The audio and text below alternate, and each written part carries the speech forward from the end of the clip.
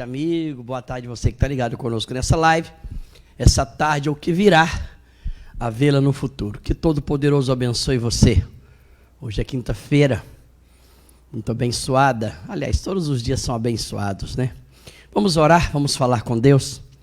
Pai Santo, nós nos achegamos diante do Senhor, nos achegamos diante da Tua face, diante da Tua presença e lhe pedimos, ó Deus, de todo o coração, que o Senhor nos visite com a Tua palavra, revelando a nós a Tua palavra, a Tua vontade, o Teu desejo, o Teu anseio. E é isso que nós buscamos e te pedimos em nome de Jesus. Essa tarde eu quero falar com você do motivo pelo qual tantas famílias vivem debaixo de contenda e confusão. O porquê disso? Interessante que outro dia eu estava falando com as pessoas aqui, e tem uma Assembleia de Deus, uma igreja Assembleia de Deus na Pituba, perto da rua Minas Gerais. E lá está escrito, Assembleia de Deus, mais que uma igreja, uma família. Parece ser bonito essa palavra, essa frase, né? E acho que é super interessante. Mas eu fui e falei comigo, eu não quero pertencer a essa igreja. Por quê? Por causa da frase, mais que uma igreja, uma família. O lugar de gente complicada. É ou não é? É na família. As pessoas mais complicadas, no geral, estão na família. É claro que com o passar do tempo, aqueles que têm abertura, necessidade, decisão, vão melhorando como pessoa, vão se melhorando, vai transformando, e a família vai se ajustando, e aí é um prazer estar naquela família, estar naquela casa. Mas se eu tivesse que colocar o slogan, eu dizia, Assembleia de Deus, mais que uma família, uma igreja. Por quê? Porque a igreja não é complicada. A igreja é lugar aonde se faz com que as complicações desapareçam. A igreja faz isso.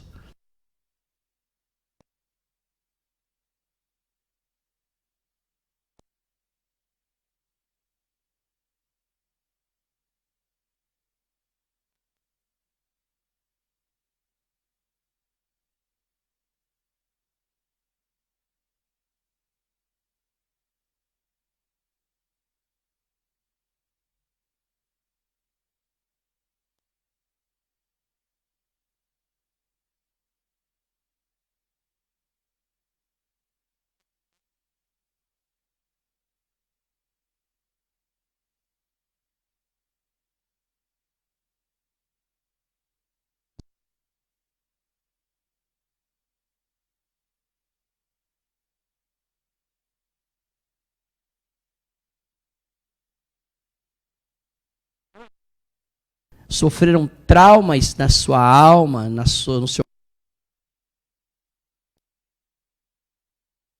mental.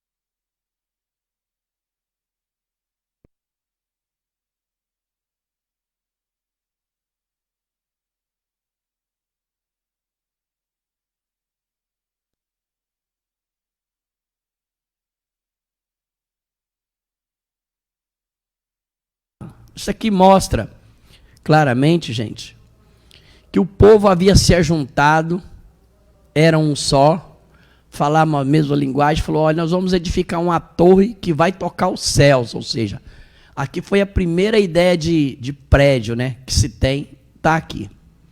Então, aí a Bíblia Sagrada que diz que o próprio Senhor desceu para ver a torre que eles estavam edificando. Como eles estavam edificando. Suas bases, seus alicerces, seus fundamentos e assim por diante. Agora olha o versículo 6, o que o Senhor diz. Então o Senhor disse, Eis que o povo é um. Outra tradução diz: eis que o povo é um só. E todos falam a mesma língua ou têm a mesma linguagem. E isto é o que começam a fazer. E agora não haverá restrição para tudo que eles intentarem fazer. Não tem barreiras, não tem restrição, não tem muralhas, não tem cadeias, nada. O próprio Deus reconheceu que a unidade entre as pessoas é uma arma poderosa na mão daquele grupo. Ele diz, olha, isso é o que eles começam a fazer, eles estão tentando fazer uma torre. E eles vão conseguir. Eles estão projetando e eles vão conseguir.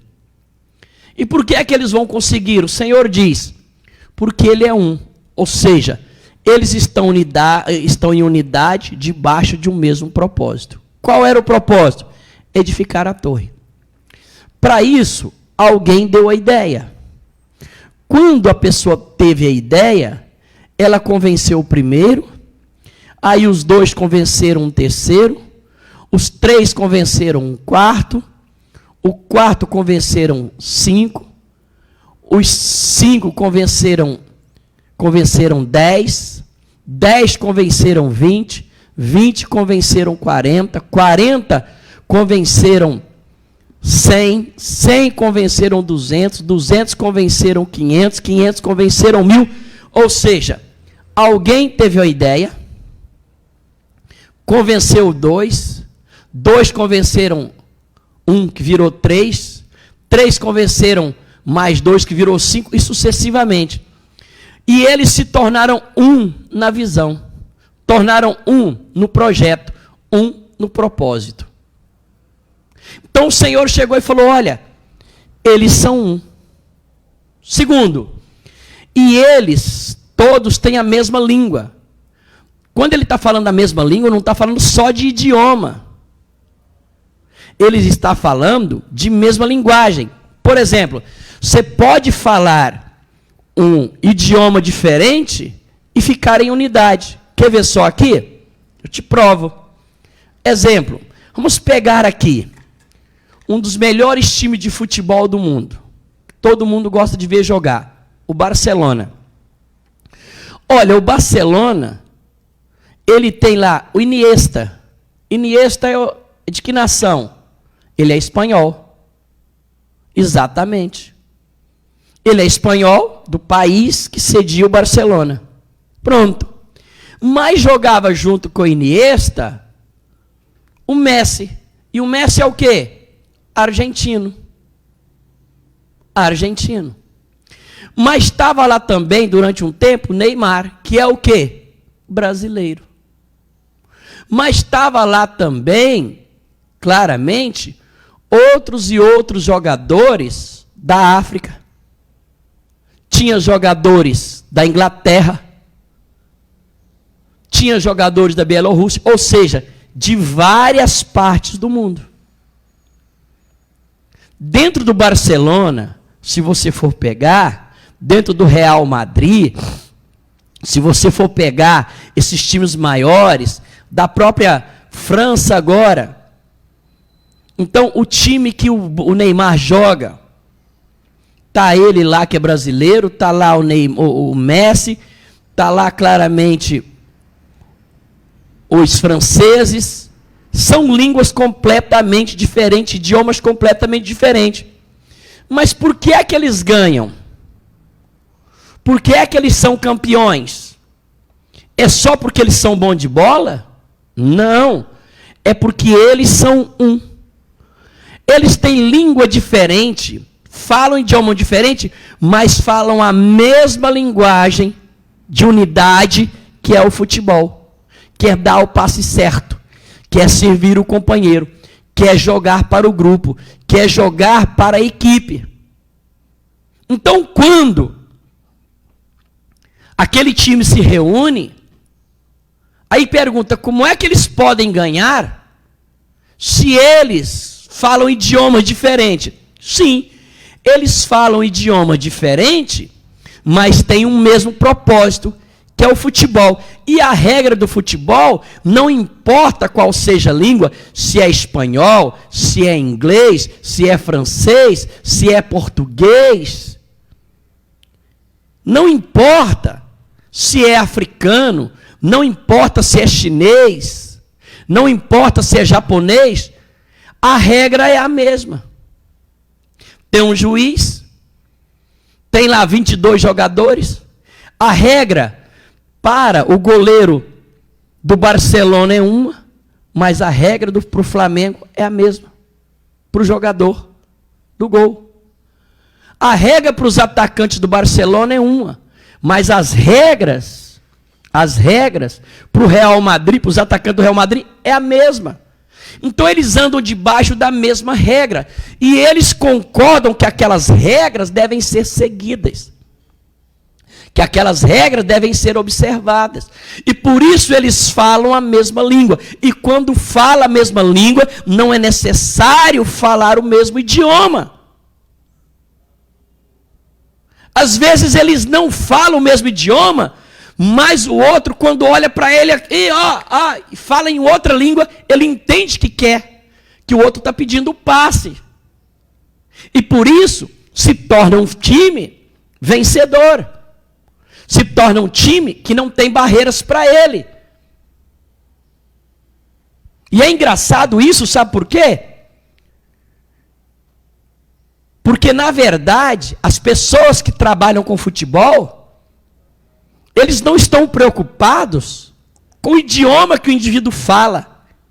Quer saber se ele joga bem. Se ele joga bem, ele é contratado, não importa de onde, de que buraco ele estava.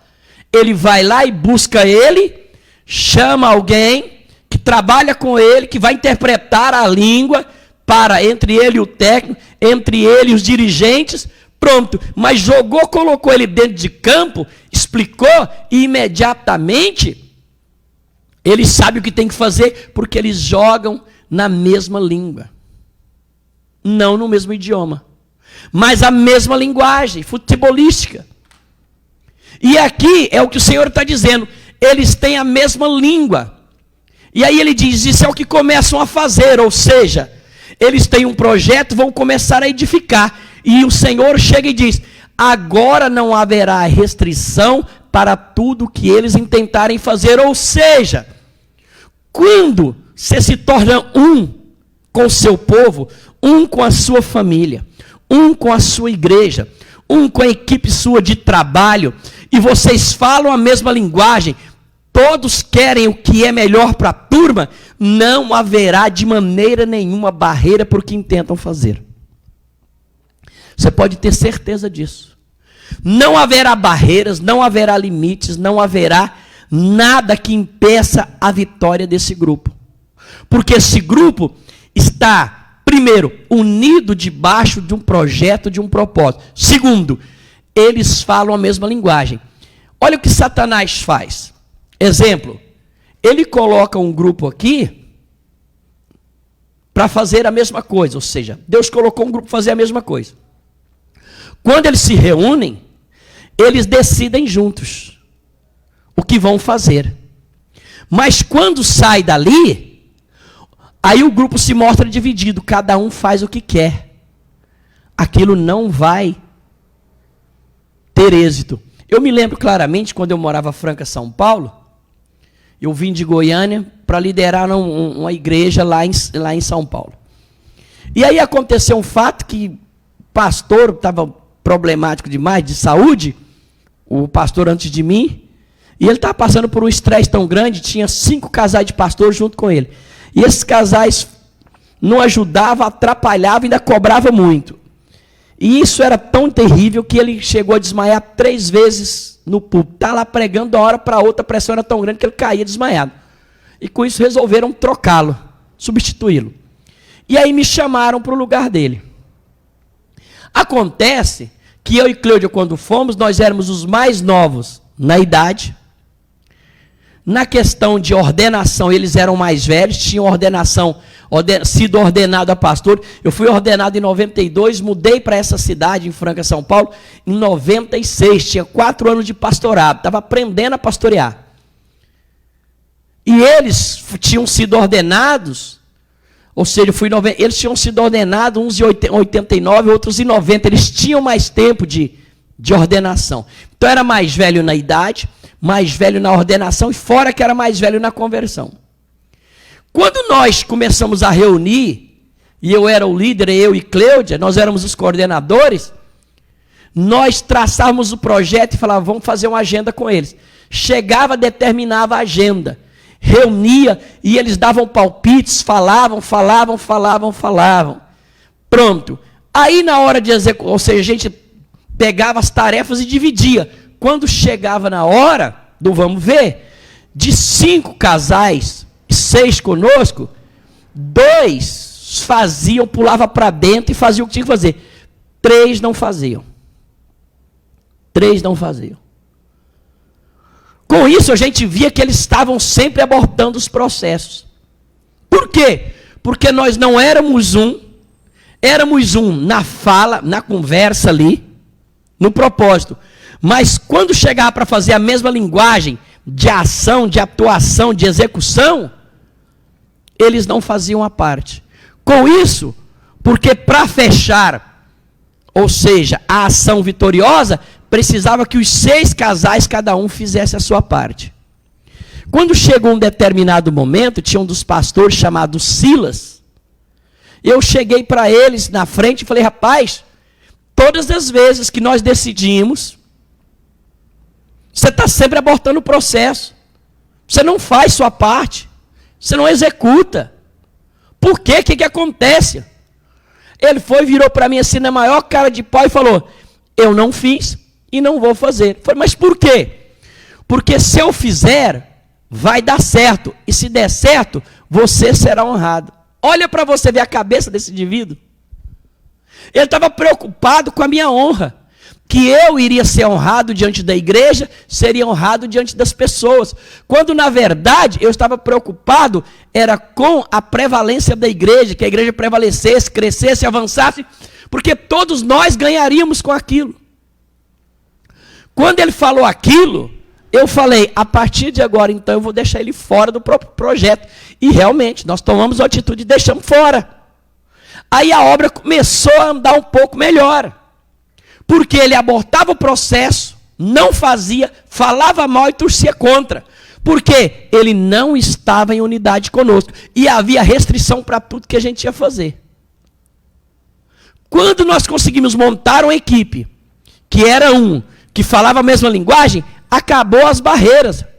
A partir dali, tudo que a gente tentava fazer dava certo. Que é o que acontece hoje na Realbot aqui. Todas as coisas que a gente determina fazer, sempre dá certo, sempre flui, porque nós somos um.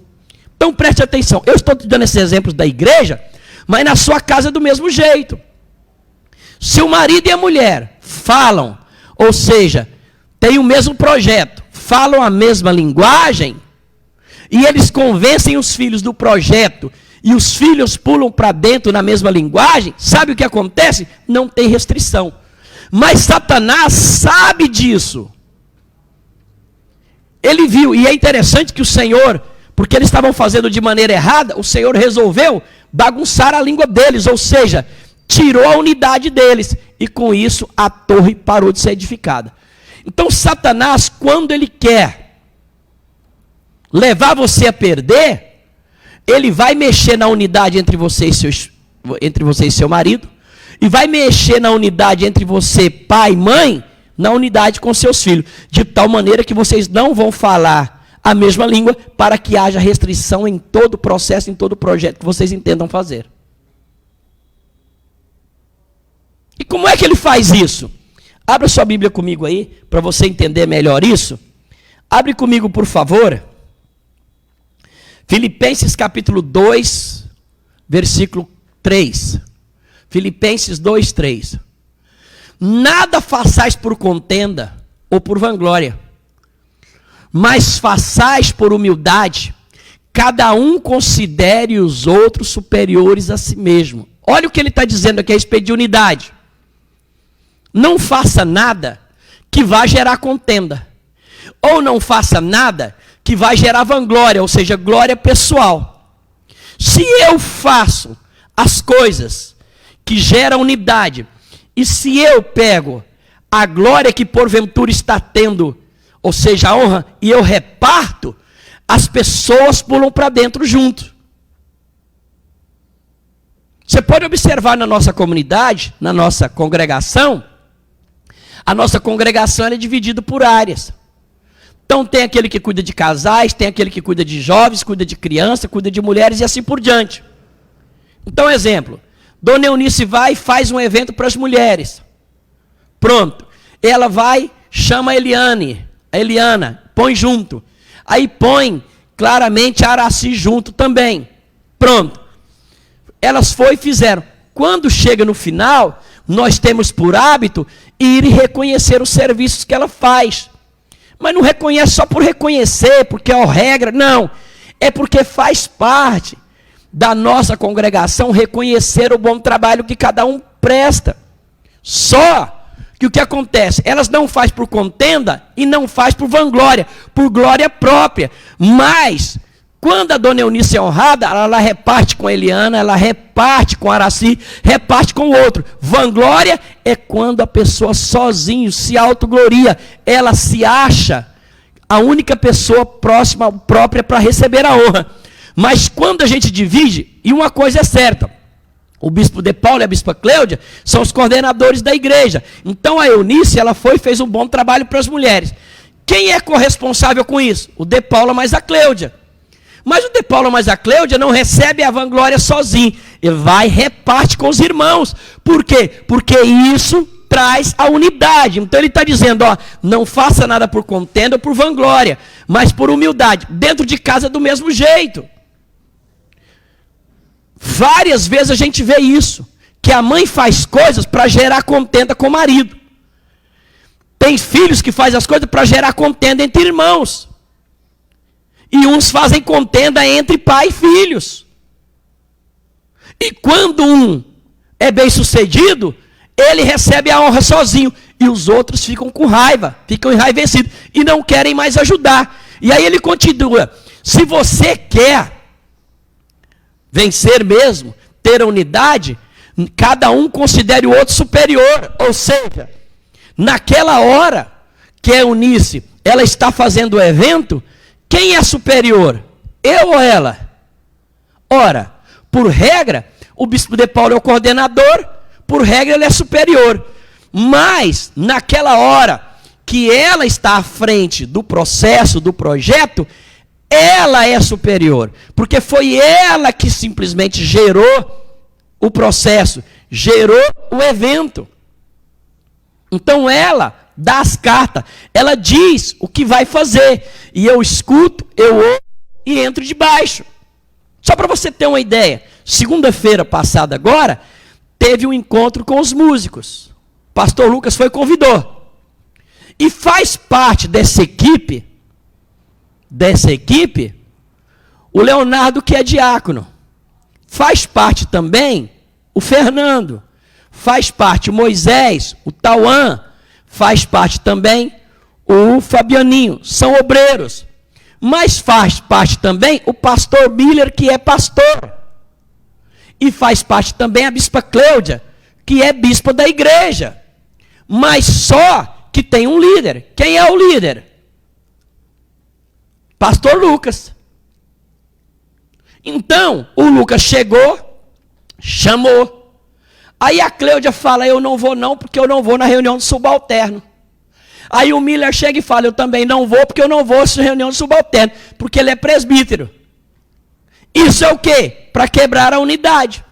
Mas, ele fala, mas façais por humildade, considerando o outro superior. Então, naquela hora ali, quem é superior?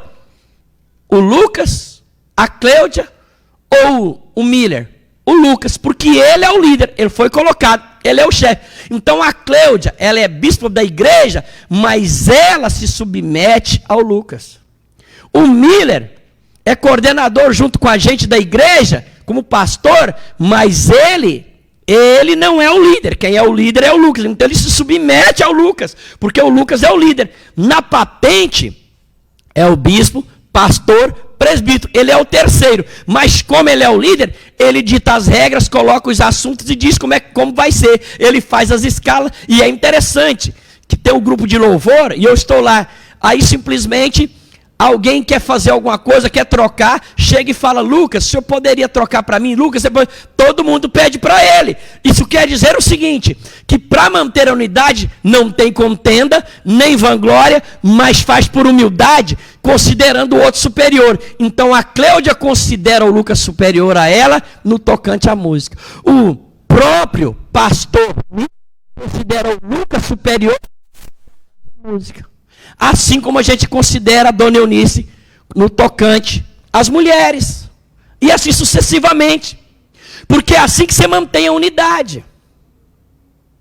Agora, quando os filhos não respeitam o pai, não acham que ele é superior, não acham que a mãe é superior, mas quer discutir de igual para igual, aí então vem a rachadura e começa as contendas. Olha comigo agora o versículo 4 para você ver um negócio.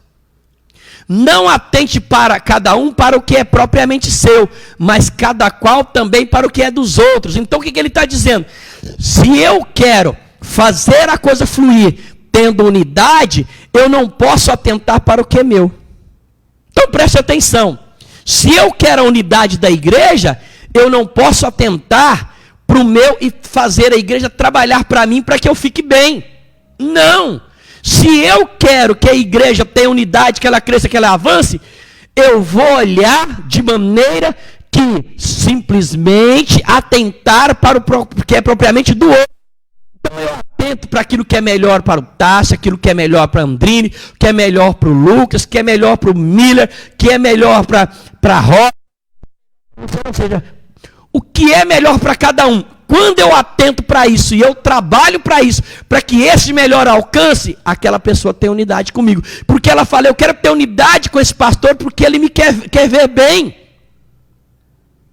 Ele quer a minha honra. Ele quer que eu cresça.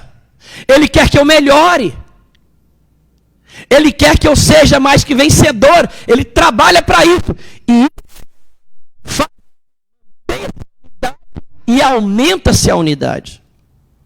Então, quando os filhos descobrem que a mãe de fato está trabalhando para que ele fique bem, o marido descobre que a esposa trabalha para que ele fique bem, a esposa descobre que o marido faz tudo para ela ficar bem, os filhos veem que querem ficar bem, que os filhos trabalham para eles ficarem bem, a unidade começa. Então, Satanás, quando ele quer quebrar a unidade, ele vai começar a fazer o seguinte, vai inverter. A pessoa vai buscar o que é seu e nunca vai olhar o que é do outro. E vai fazer tudo por contenda, por vanglória, nada por humildade, e você não vai considerar o outro superior. E isso vai gerar contenda, isso vai gerar desavença, isso vai gerar divisão. E a partir daí, você vai ver. Vocês não serão mais um e não falarão a mesma língua. E para tudo que você for fazer, haverá impedimento. Por quê? Porque você permitiu que quebrasse a unidade. Entendeu? Então faz um negócio, busca o que é do outro, faz de tudo para que o outro fique bem, trabalhe para que o outro fique bem, que o outro descubra que você joga no time dele, que você, como diz no linguajar do futebol, que você é um garçom, está sempre servindo uma boa bola para o cara marcar o gol. Gente, quando a gente faz isso, a pessoa marca o gol dela, ou seja, foi bem sucedido, ela vai ficar grata e ela vai se unir com você, vai ter unidade com você. Trabalhe para isso, trabalhe para que o outro fique bem, ore pelo outro, jejue pelo outro, insista pelo outro, faça conselhos para o outro, mostre caminhos de maneira que o outro vai ser bem sucedido. Essa é a palavra de Deus para nós nessa tarde. Amém? Senhor Jesus, que a mão do Senhor possa estar sobre cada um, sobre cada irmão, cada irmã, sobre cada processo. Leva-nos, Senhor, a ter unidade, a manter a unidade. Espírito Santo, leva-nos a alcançar o melhor de toda a terra, de tal forma que nós seremos bem-sucedidos em tudo, ó Deus. Guarda a unidade da igreja, guarda a unidade de fé, guarda a unidade de espírito, guarda a unidade de comunhão, guarda a unidade de processo e de projeto. É isso que eu te peço em nome de Jesus. Amém e amém. Tá certo?